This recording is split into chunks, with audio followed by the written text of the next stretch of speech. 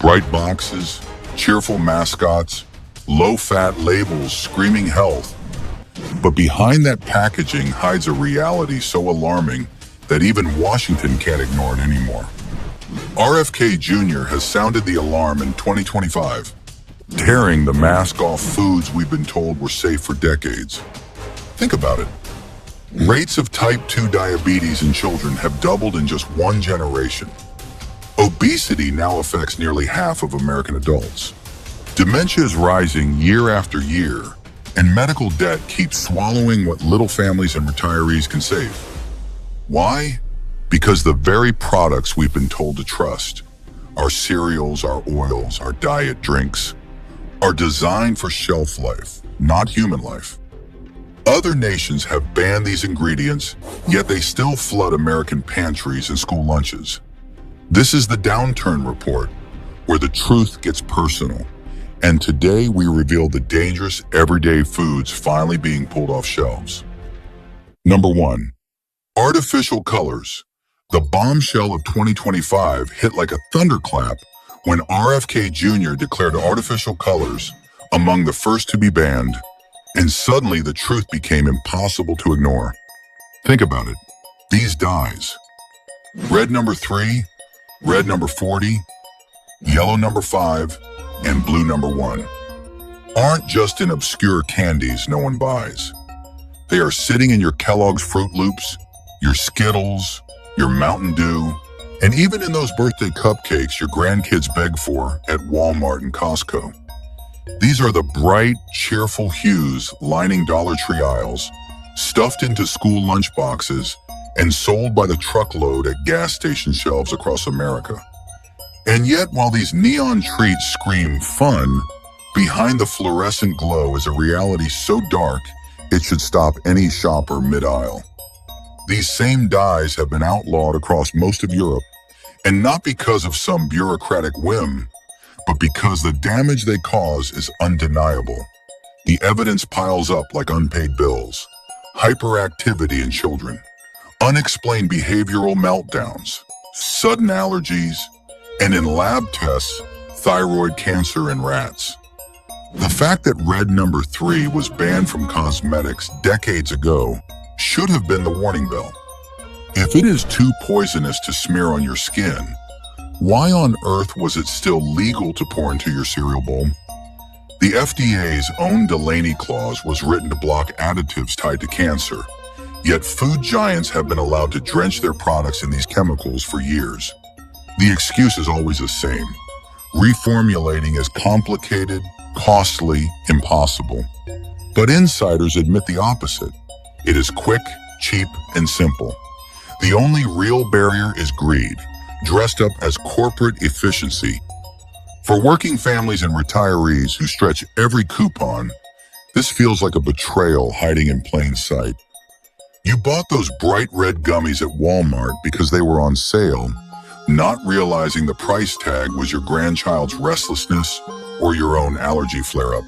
You trusted FDA approval, and yet what you got was a rigged game where the industry rolls the dice on your health. It is like buying a car that looks shiny on the lot, only to discover the brakes were removed to save money. How many generations of Americans have been used as test subjects while other nations simply said no? And here's the kicker. It doesn't have to be this way. European brands already sell clean label candies without the chemical rainbow. Alternatives exist, and not just in pricey health stores. General Mills, Annie's, and Whole Foods. 365 brand offers snacks made with natural colors. Even Aldi and Trader Joe's have store-brand options free from these additives. The fact that multinational corporations reformulate their products for Europe, but keep pumping poison into the American version, is the smoking gun. It tells you the danger is real, and it also tells you the solution is simple. They just do not care about American consumers until the law forces them to. RFK Jr.'s ban is more than regulation. It is a long overdue shield, a reminder that your health is not some corporate punchline. And maybe, just maybe, it is the push that will finally steer shoppers away from the neon trap and towards shelves stocked with brands that do not gamble with your family's future. Number 2. SNAP junk food. In a move that has shaken Washington and every grocery aisle in low-income neighborhoods, RFK Jr. has put SNAP junk food directly in his crosshairs. SNAP, the Supplemental Nutritional Assistance Program, once called food stamps, was meant to keep families from going hungry. But today, the reality is shocking. Billions of taxpayer dollars are being funneled into Coca-Cola, Pepsi, Hershey's, Nestle, and Frito-Lay. Walk into any Walmart, Dollar General, or 7-Eleven where SNAP cards swipe the most, and you will see carts stacked with Mountain Dew, Kit Kats, Doritos, and Little Debbie cakes. These aren't luxuries. They've become staples in households forced to stretch every penny. Yet what looks like a cheap meal deal is, in truth, a slow-motion health disaster. The evidence is as glaring as a neon soda sign. Excess sugar doesn't just sweeten life. It fattens waistlines, drives type 2 diabetes, and batters the heart. Study after study has shown the weight of these diseases falls hardest on low-income communities, where SNAP is most widely used. It is a cruel cycle. Taxpayers pay once to subsidize the soda and candy, then pay again through skyrocketing Medicare and Medicaid bills when obesity and diabetes spiral out of control. As Kennedy bluntly puts it, why are we bankrolling sickness? Should tax dollars ever buy Pepsi by the liter, Snickers by the box, or frozen Hot Pockets loaded with sodium and fat? Critics, of course, scream paternalism, accusing Kennedy of unfairly targeting the poor. But is it really unfair to say public funds should buy food that sustains rather than sabotages? If taxpayers won't subsidize alcohol or cigarettes, why should soda and junk food be different? It is a question that slices right through the political noise. Because when SNAP becomes a conveyor belt delivering diabetes and heart disease to America's poorest neighborhoods, the real injustice is pretending that nothing is wrong. And yet the answer isn't to strip dignity or choice. It is to offer real, healthier alternatives. Imagine swiping a SNAP card and being nudged toward fresh fruit at Aldi, affordable whole grain bread at Trader Joe's, rotisserie chicken at Costco, or store-brand beans and rice at Kroger. These aren't boutique luxuries. They are cheaper, filling, and life-extending. Brands like Dole, Green Giant, and Nature's Own already fill shelves coast to coast, but they get ignored when neon-wrapped junk is sold for pennies after subsidies. If Kennedy's push succeeds, SNAP could finally shift from being a conveyor of disease to a ladder toward health. And for retirees living on limited benefits, or workers scraping together survival on minimum wage, that change could be the difference between another prescription bill or another year of life. Number 3, corn syrup. If you want to see how an entire nation was sweet-talked into sickness, look no further than the bottle of soda sitting in your fridge. High fructose corn syrup isn't just a hidden additive. It's the cheap, sticky glue holding together America's junk food empire. From Coca-Cola and Pepsi to Kraft salad dressings, Heinz ketchup, Hostess Twinkies, and even loaves of bargain bread stacked at Walmart and Dollar Tree, this syrup shows up everywhere. It floods school vending machines, lurks in hospital cafeterias, and rides on the backs of tax dollars because the U.S. government still props up corn with massive subsidies. That means this stuff doesn't just sneak into our diets. It's subsidized to stay there, turning soda into a cheaper purchase than bottled water in too many neighborhoods. RFK Jr.'s call to reduce and eventually ban high fructose corn syrup in schools and government programs has ripped the bandage off a wound we've ignored for too long. This is not a mystery anymore. Countless studies tie the syrup directly to the obesity epidemic, insulin resistance, and the runaway train of metabolic disease. The damage is everywhere. Arteries clogged like rush hour traffic, children developing type 2 diabetes before high school, seniors battling blood sugar swings while trying to afford medication that costs more than their monthly grocery bill. And yet the irony is hard to miss. Taxpayers are footing the bill twice, once to subsidize the cheap corn that makes sodas and candy bars so dirt cheap, and again to cover the healthcare crisis these products unleash. Of course, the corn lobby and food giants cry foul, warning of profit losses if syrup use declines. But let's be honest, that isn't an argument, it's an admission. It proves how dependent they've Become on squeezing cheap syrup into everything we eat. It's like a drug dealer warning that cutting supply would hurt his income. The harm to the community is brushed aside. The truth is simple. Syrup makes junk food artificially cheap, while real food, fruit, vegetables, whole grains, becomes the luxury item. For retirees, for struggling families, the trap is set. Reach for the cheapest option and pay the price in your health. But there's a way out. Brands like Simply Beverages, Honest Tea, and even Aldi's own Simply Nature line offer drinks without corn syrup. Store brands at Trader Joe's and Whole Foods push ketchup, cereals, and snacks sweetened with cane sugar or natural fruit juices. The replacements are not hard to find. They're already on the shelves. The question is whether America will finally wake up to the fact that we've been tricked into trading pennies at the checkout line for dollars at the doctor's office. Kennedy's push is more than a policy. It's a reckoning with the syrup-soaked system that has treated Americans not as citizens, but as consumers to be fattened and farmed like cattle. Number 4. Seed oils. What if I told you that the golden vegetable oils lining the shelves at Walmart, Costco, and every corner supermarket, the canola oil in your pantry, the soybean oil in your frozen dinners, the sunflower and safflower oils in those heart-healthy margarines, are now under fire as silent saboteurs of American health? RFK Jr. has made it clear. These seed oils, stuffed with omega-6 fatty acids, are not harmless kitchen staples. They are accelerants, fanning the flames of obesity, insulin resistance, heart disease, and even dementia. Every bottle of canola oil poured into a school cafeteria fryer, every packet of chips fried in soybean oil, is another match lit under a health crisis that already costs taxpayers billions. For decades, industry experts told us these oils were progress, that trading butter for margarine was somehow smart science. But the truth looks different when you pull back the curtain. Omega-6 polyunsaturated fats don't nourish, they inflame. They warp the body's balance, tipping it toward constant, low-level fire that burns silently until it erupts as clogged arteries, memory loss, and bodies weighed down by chronic disease. The numbers tell the story Americans can no longer ignore. As seed oil consumption skyrocketed from the 1960s onward, so did the epidemics of obesity and metabolic disorders.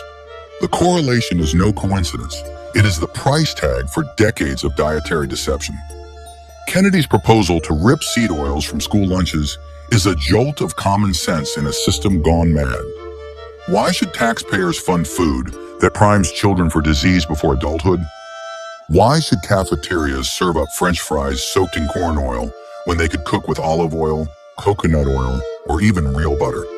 For seniors on fixed incomes, the outrage feels all too familiar.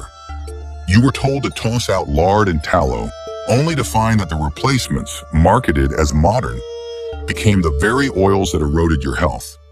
It's as if the American diet was hijacked by lobbyists in lab coats, pushing bottles of oil that line supermarket aisles like liquid landmines. Yet hope glimmers on the shelves.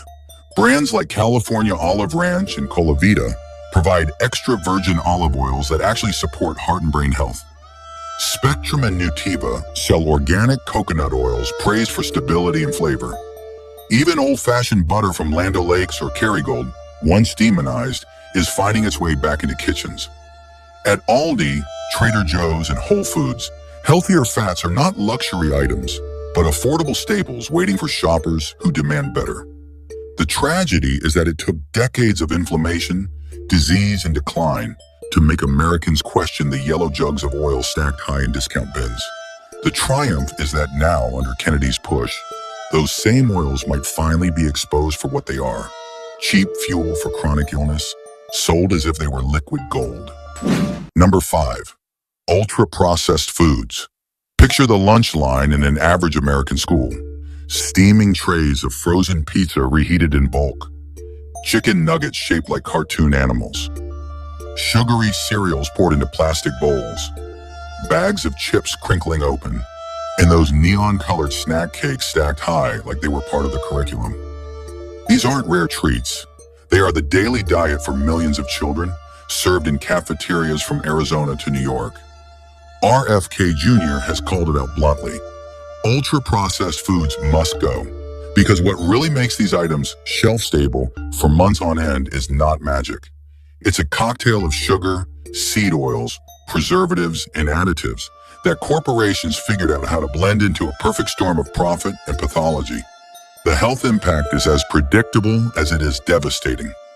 Ultra-processed foods don't just fill bellies, they fuel chronic inflammation, balloon obesity rates, erode memory, and push children toward early mortality. When you trace the decline in public health, these products show up like fingerprints at a crime scene. Arizona has already set a target to phase them out of schools by 2026, and Kennedy is standing firmly behind that goal. The question practically screams, why should the cafeteria, a place meant to nourish, feel more like a convenience store where shelf life outranks children's lives? For working-class families and retirees who raise their kids on frozen dinners because they were cheap, the betrayal stings twice. You were told convenience was progress, that a microwavable pizza pocket was as good as a homemade meal, that a box of sugar-frosted flakes could be part of a balanced breakfast. But decades later, the bill has come due in the form of obesity, diabetes, and cognitive decline, spreading through communities like wildfire. It's like a cruel magic trick. What seemed to save time and money stole health in return. And the companies responsible, they laughed all the way to the bank, selling sickness disguised as supper. The solution, though, is not as distant as it feels. Whole foods, beans, rice, fresh vegetables, real meat, eggs, and fruit are still on the shelves, often cheaper per serving than a box of chips once you do the math. Brands like Eden Foods, Bob's Red Mill, Organic Valley, and even Aldi's Simply Nature offer cleaner, less processed choices. Trader Joe's stocks affordable whole grain breads and nut butters without the neon ingredient list. Costco and Kroger both carry bulk packs of frozen vegetables and unseasoned meats that can be cooked quickly without the chemical overload. If cafeterias can shift toward these options, if parents can swap one box of frozen nuggets for a bag of beans or a carton of eggs, the payoff is enormous. Kennedy's push isn't just about policy. It's about rewriting the script so kids grow up fueled by real food, not lab-engineered substitutes designed for shelf life over human life. Number 6. Artificial sweeteners. They promised guilt-free sweetness, but what America really got was a toxic bait and switch. Artificial sweeteners. Names like aspartame, sucralose, saccharin, and acesulfame potassium have invaded nearly every aisle of Walmart, Costco, and Kroger. They're in cans of Diet Coke and Diet Pepsi, in packs of Orbit gum, in Yoplait light yogurts, in Crystal light-flavored waters, in Atkins meal bars, and shockingly, even in chewable vitamins sold for kids. We were sold the dream of enjoying sweetness without sugar, but what we actually swallowed were chemicals tied to cancer risk, metabolic disruption, and chaos inside the gut microbiome. Instead of health, we got a lab trick that fooled our taste buds while quietly sabotaging our bodies. RFK Jr. has made it clear, these substances deserve no place in schools or taxpayer-supported programs, and he's pushing for educational campaigns to rip away the mask. Because the danger is not abstract. Studies link aspartame and other artificial sweeteners to potential carcinogenic effects. Others show disruptions in metabolism so severe that diet drinks meant to help with weight can actually fuel obesity and insulin resistance. And the gut microbiome, the body's frontline defense, gets scrambled by these chemicals like a radio tuned to static. For retirees already juggling prescriptions, for parents watching kids guzzle zero-calorie sodas, the betrayal stings. The very products marketed as safe alternatives may be pushing families toward the very diseases they hope to avoid. Walk the aisles and it's hard to escape. Tens of thousands of products carry these hidden additives. You think you're doing better choosing a light yogurt at Aldi or a sugar-free gum at Dollar General. But in reality, you're feeding your body a chemistry experiment with a glossy label. How many Americans have been duped into thinking they were protecting their health when they were actually paying to poison it? It's a question that gnaws especially hard at older Americans who remember when saccharin was first sold as a miracle. only to later learn it was linked to tumors in lab rats.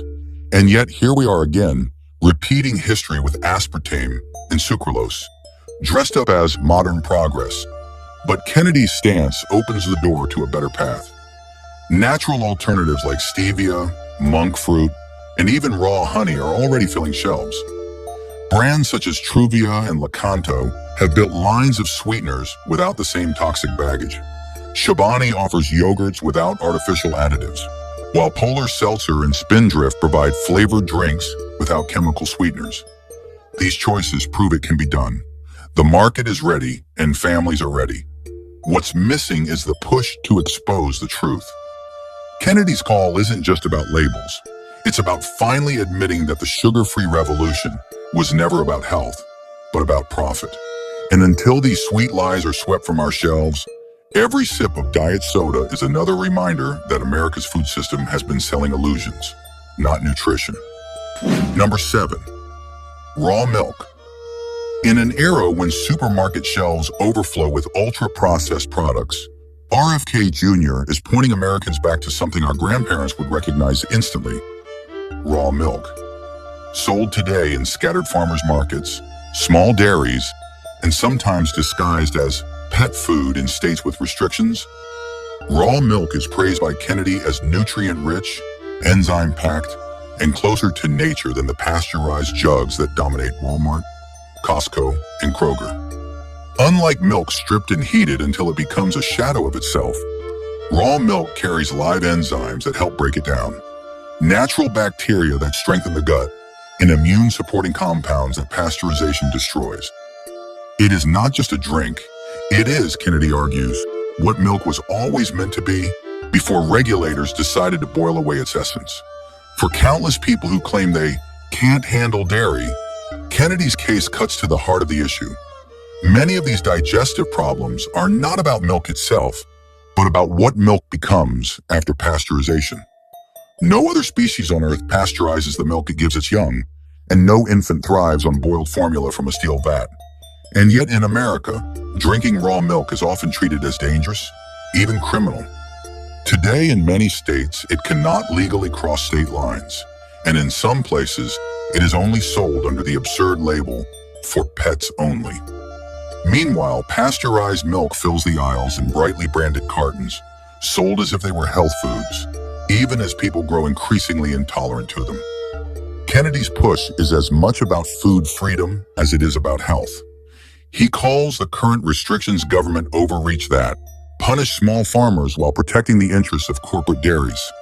Of course, critics raise the specter of pathogens, warning of E. coli or listeria, but Kennedy's supporters counter that properly handled raw milk, sourced from local farmers who care for their herds, is no more dangerous than the factory-farmed meats that fill fast food menus. In fact, many argue it is safer because it comes fresh, unadulterated, and without the chemical cocktails added to mass-market dairy. For retirees who remember drinking milk straight from a neighbor's cow, or for families tired of paying for lactose-free alternatives, raw milk feels less like a risk and more like a return to sanity. Alternatives already exist for those who want to move away from pasteurized dairy. Organic Valley, Kelowna Supernatural, and small family farms across states like Pennsylvania and California sell raw milk through co-ops or local delivery. Consumers looking for safer fats and more natural products often already buy Kerrygold butter, pasture-raised eggs from Vital Farms, or grass-fed yogurt from Maple Hill Creamery. Raw milk belongs in that same lineage of foods closer to the earth, not factories. Kennedy's call to legalize interstate sales and protect farmers is not nostalgia. It's a demand that America stop treating real milk like contraband, while giving a free pass to ultra-processed drinks masquerading as healthy. For older Americans who grew up on the real thing, the fight for raw milk feels less like rebellion and more like reclaiming common sense. Number 8, sugary cereals and yogurt. Picture the breakfast table in millions of American homes. A colorful Go-Gurt tube ripped open for the kids, a bowl of Trix or Fruit Loops splashing with milk, or a Yoplait strawberry banana yogurt passed off as a healthy start to the day. These products aren't hiding in a dark corner. They dominate the breakfast aisle at Walmart, Costco, and Aldi, stacked high in school cafeterias, and pushed on television with jingles that make them sound more like vitamins than sugar bombs. RFK Jr. is calling out this deception. These cereals and yogurts, marketed as wholesome, often pack more sugar than desserts and are spiked with artificial colors, flavors, and chemicals that no one would put on the table if the truth were labeled in bold. The scandal is that they've been sold as health food for decades. Parents bought into the lie because the box said made with whole grain, or the yogurt cup showed strawberries on the front, even if the only real fruit was a trace of flavoring. What children actually got was a morning dessert disguised as breakfast, a sugar high that leads to a midday crash, and a long-term ticket to obesity and metabolic disease. For seniors watching their grandkids spoon rainbow-colored cereal, the betrayal feels familiar. It's the same trick that hooked them as kids in the 1970s and 80s, only now the stakes are higher with type 2 diabetes showing up in elementary schools. Kennedy's stance is sharp. If taxpayers are footing the bill through schools or government programs, we should not be subsidizing sickness. Serving Go-Gurt in cafeterias isn't nourishment. It's dessert with a lab coat marketing campaign. And yet companies keep pumping billions into ads that make cartoon tigers and toucans the face of childhood, while the fine print reveals teaspoons of sugar hidden in every serving. It's a system where the fun mascots win and children's health loses. But there are alternatives, real ones. Plain Greek yogurt from Chobani or Faj, topped with fresh fruit, gives protein and probiotics without a chemical rainbow. Cereals like Barbara's Puffins or Nature's Path offer lower sugar, whole grain options without the artificial dyes.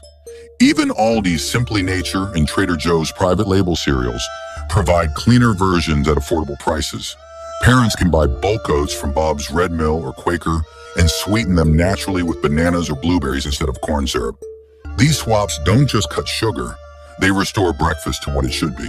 Fuel for the body, not a dessert disguised as a meal. Kennedy's call to pull sugary cereals and yogurts from schools is more than regulation. It's a wake-up call. Breakfast is not supposed to be candy with milk poured on top. And for older Americans who grew up believing the commercials, only to pay the price in medical bills today, the message cuts deep. The system sold you sugar-coated lies, and now it's doing the same to your grandchildren. The question is no longer whether these products are fun. The real question is why America ever allowed them to be sold as food in the first place. Your health has been betrayed too long. Subscribe now, uncover truth with us, and protect your family before it's too late.